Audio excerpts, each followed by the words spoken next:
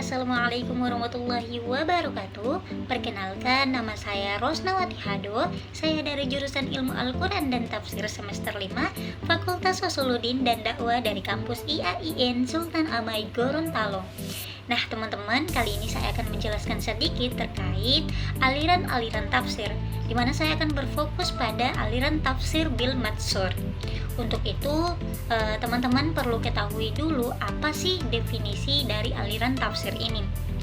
Nah teman-teman, aliran tafsir bil matsur atau tafsir bil matsur ini adalah aliran tafsir yang menafsirkan Al-Quran berdasarkan riwayat yang sahih, yaitu Al-Quran ditafsirkan dengan Al-Quran, Al-Quran ditafsirkan dengan hadis Nabi Muhammad SAW, dan Al-Quran ditafsirkan dengan perkataan sahabat dan tabi'in.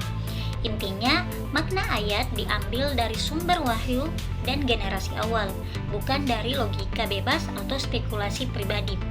Tafsir bil matsur berarti menafsirkan Al-Quran menggunakan sumber yang berasal dari wahyu dan generasi awal Islam.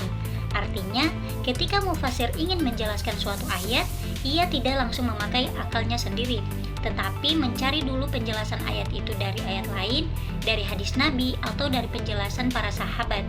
Pendekatan ini menjaga agar makna Al-Quran tidak menyimpang dari maksud aslinya dan tetap berada dalam koridor pemahaman Islam yang otentik. Sekarang kita masuk pada sejarah kemunculan aliran tafsir bil matsur ini. Aliran ini muncul sejak masa Rasulullah SAW, kemudian dilanjutkan oleh para sahabat, Ibnu Abbas, Ibnu Mas'ud, Ubay bin Ka'ab, lalu para tabi'in. Aliran ini muncul secara alami sejak masa Rasulullah SAW. Ketika para sahabat tidak memahami suatu ayat, mereka langsung bertanya kepada Nabi. Setelah Nabi wafat, para sahabat menjadi rujukan, lalu tabi'in meneruskan tradisi ini. Jadi tafsir bil matsur bukan hasil pemikiran akademik belakang, tetapi merupakan metode tafsir paling awal dan paling asli dalam Islam. Nah, sekarang kita masuk pada tokoh dan karya monumental. Di sini ada tokoh Ibnu Jarir at-Tabari dengan karyanya Jami' al-Bayan. Terus ada Ibnu Katsir dengan karyanya Tafsir Al-Quran Al-Azim. Terus ada Al-Baghawi dengan karyanya Ma'alim at-Tanzil. Terus ada As-Suyuti Ad-Dur Al-Mansur, itu karyanya. Terus para ulama seperti Ibnu Jarir at-Tabari dan Ibnu Katsir mengumpulkan riwayat-riwayat tafsir di ini dalam kitab besar. Mereka tidak hanya mengutip tetapi juga menyeleksi mana riwayat yang kuat dan mana yang lemah. Kitab-kitab ini menjadi referensi utama tafsir klasik sampai hari ini. Sekarang kita masuk pada metode tafsir bil matsur. Tafsir bil matsur ini menggunakan metode tahlili atau metode ayat demi ayat. Berdasarkan urutan mushaf, mengumpulkan riwayat, hadis asal sahabat, dan menyaring sanad, memilih yang sahih. Corak ini yaitu riwayat yang berbasis periwayatan. Mufasir bil al-matsur menafsirkan Al-Quran dengan urutan mushaf, ayat demi ayat atau tahlili, metode tahlili. Setiap ayat dicari penjelasan dari ayat lain, hadis yang relevan, perkataan sahabat atau tabi'in.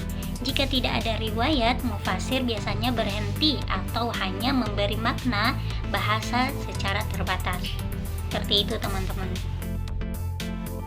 Nah, sekarang kita masuk pada karakteristik khas dari tafsir bil matsur ini.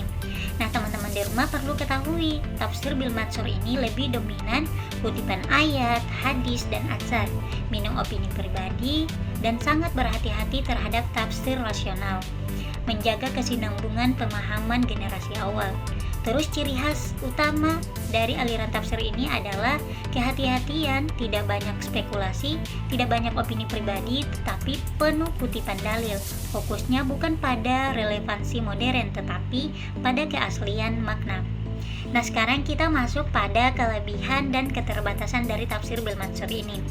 Adapun kelebihannya yaitu paling aman dari penyimpangan makna, paling dekat dengan makna wahyu awal, dan paling cocok sebagai dasar tafsir. Adapun keterbatasannya yaitu kurang menjawab isu modern secara langsung, bergantung pada kualitas riwayat, dan kadang ada perbedaan riwayat yang perlu ditarjim.